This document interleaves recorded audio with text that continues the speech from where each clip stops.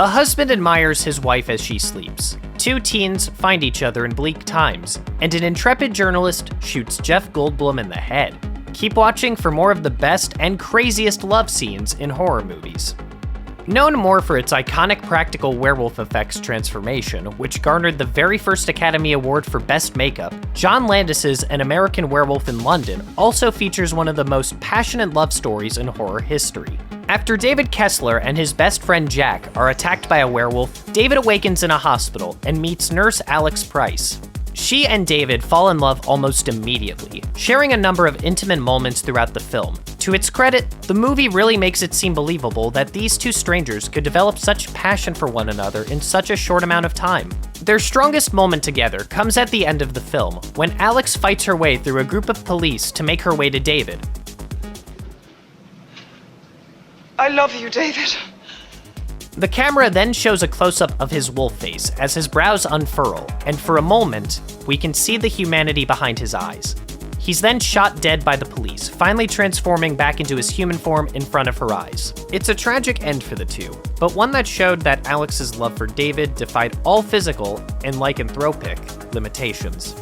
Black joy is not expressed often in horror, but creatives like Jordan Peele are doing their best to remedy the genre's less than stellar history. In Peele's second feature film, Us, we are introduced to Adelaide and her husband Gabe as they visit their vacation home with their children.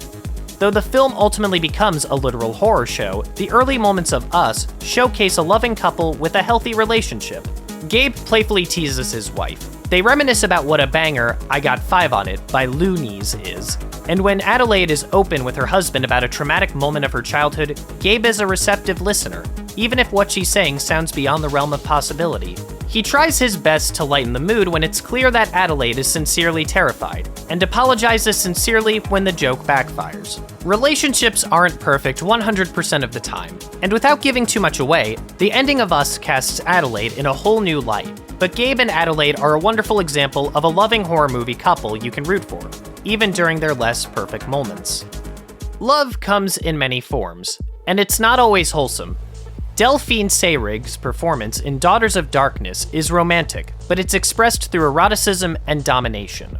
As Countess Elizabeth Bathory, she appears to manipulate or control her suitors, but the reality is that she deeply cares for them. As she brings Valerie closer and closer to the brink of temptation, Bathory tells her, "One must never be afraid to look deep down into the darkest deeps of oneself where the light never reaches." Bathory knows the truth, of course. Valerie is unhappy in her marriage, and she can show her a better way to live.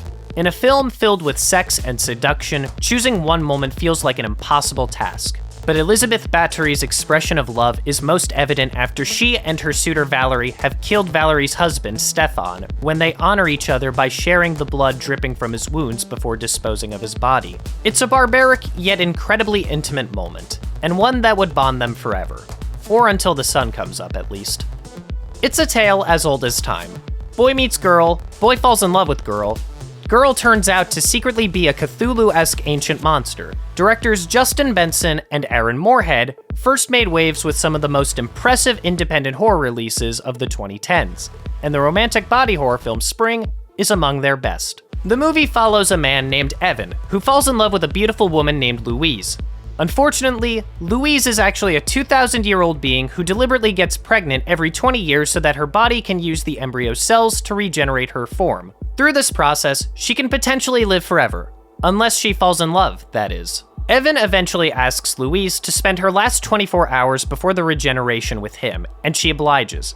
Their love is confirmed in the film's final moments, when echoes of Louise's family's transformations are heard in the distance. But Evan looks down to see Louise laying in his lap. She's still human, which means that she really was in love with him, and has opted to give up her immortality to be with him. James Wan has crafted a number of horror franchises, but The Conjuring boasts his greatest love story yet. Utilizing a dramatized version of real-life paranormal investigators Ed and Lorraine Warren, the heart of the films has always been the relationship between this husband and wife team.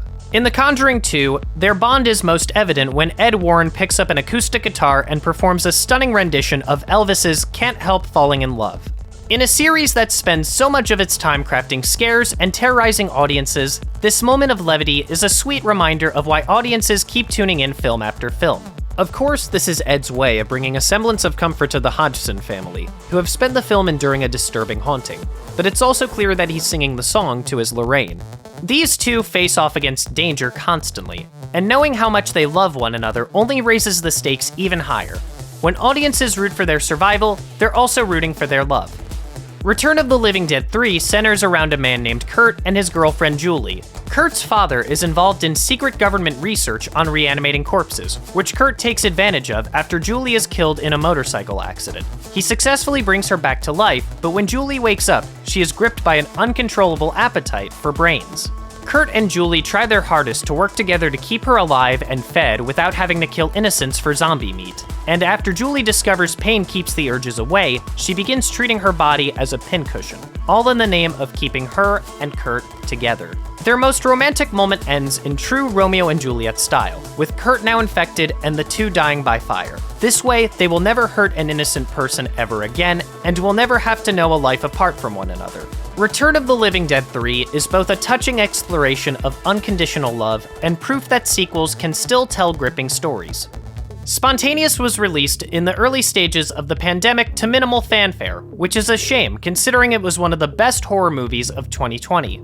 The film is about a high school where students begin spontaneously combusting, with no means of predicting when it will happen or who it will affect. Knowing that any moment could be her last, Mara begins living life as she sees fit, which includes starting a romance with a friend named Dylan. The duo embody the phrase, finding love in a hopeless place, whether they're reenacting scenes from E.T. or expressing awkward delight before getting intimate for the first time. In the film's most beautiful moment, Mara dresses up a barn with twinkly lights and 80s music for Dylan's birthday. The two slow dance, giggle, kiss, and for a brief moment, forget they're in a movie about teenagers exploding. Spontaneous shows that as bleak as things can appear, there's always hope to be found, even if you have to create it for yourself.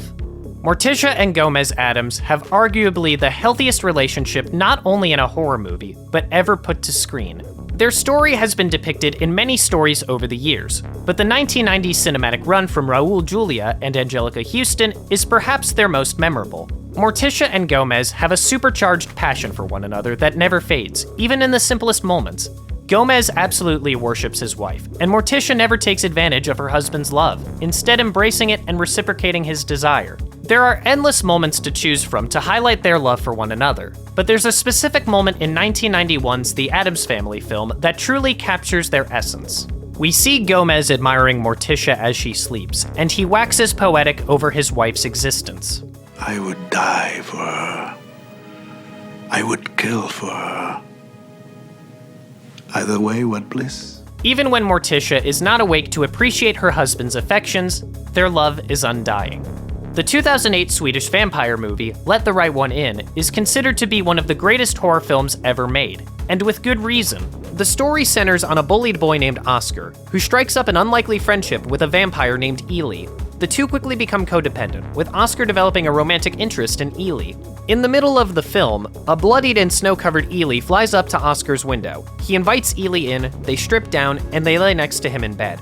Nothing about the scene is sexual, but Oscar asks Ely if they want to go steady with him.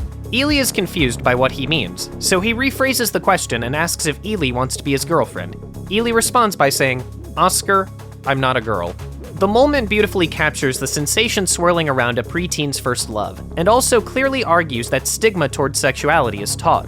Oscar's affection defies all labels. He doesn't care what it says about him to love Ely, he just wants Ely to love him back. Love comes in many forms, and for David Cronenberg's The Fly, that form comes with buckets of corn syrup, drops of flesh, and gallons of goopy humanoid insect vomit. After gifted scientist Dr. Seth Brundle inadvertently splices his genetics with a housefly, his relationship with science journalist Veronica Ronnie Quaife is tested unlike any relationship before. As their love continues to blossom, Dr. Brundle's transformation grows increasingly grotesque, leaving Ronnie helpless to stop it. When she discovers that she's pregnant with his child, she is haunted by visions of birthing maggots, but her dedication to him never falters. As Dr. Brundle's mind deteriorates into something unrecognizable, Ronnie offers him the ultimate gift, an end to his suffering. Ronnie shoots Dr. Brundle, releasing him from the agony of his gruesome transformation. Val Lewton's 1942 movie Cat People was a groundbreaking film for a multitude of reasons. For one thing, it popularized the jump scare as we know it today. For another, it served as the first major supernatural horror film set in a contemporary urban setting, as opposed to a haunted house on the outskirts of town. The film also boasts a groundbreaking love triangle between Irina, Oliver, and Oliver's assistant, Alice. Irina is terrified that she is like the cat people of her homeland's folklore, and that if she is ever aroused, she will transform into a dangerous feline and kill the object of her affection. This puts something of a damper on her marriage and pushes Oliver to pursue his assistant. Irina's love for Oliver is as powerful as her cat transformation is dangerous, and despite her increasing jealousy toward Alice, she never allows herself to make a tasty cat snack out of the other woman. When Irina finally does transform and kill someone, she sacrifices herself to the panthers at the zoo, hoping to never harm someone again. As Oliver inspects Irina's lifeless body, he speaks the film's final words. She never lied to us. Irina was unwilling to live a life where everyone she loved was in danger, making this a somber end to a woman who valued love above all else.